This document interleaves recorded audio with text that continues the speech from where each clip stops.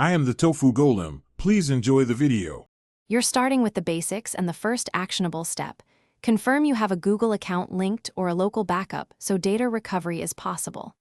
Once done, charge the device to at least 50% and enable Wi-Fi to speed verification.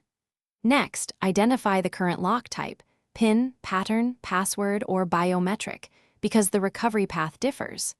With these prerequisites complete, move directly into device access methods. Don't waste time on recovery tools until you know which lock you're dealing with. Now proceed with the core recovery actions. If available, deliberately fail unlock attempts until the system shows forgot pattern or forgot PIN and follow on-screen Google verification. This preserves data. If that fails, sign in to find my device from a computer to locate, lock, or erase.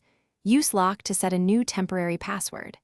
If remote methods aren't possible, boot into recovery mode and perform a factory reset as the last resort, because that will remove the lock, but also erase data. Finish by rebooting and completing the Android setup, signing into the same Google account to restore backups and recover apps and settings. Once restored, re-enroll fingerprints and faces, then set a secure, memorable PIN or password. Consider a password manager if needed. If the device still prompts for the previous account or refuses activation, make sure factory reset protection is satisfied by using the original Google credentials. If issues persist, contact the device maker's support or an authorized service center for assisted unlock. Thanks for watching. Consider subscribing if we helped you today.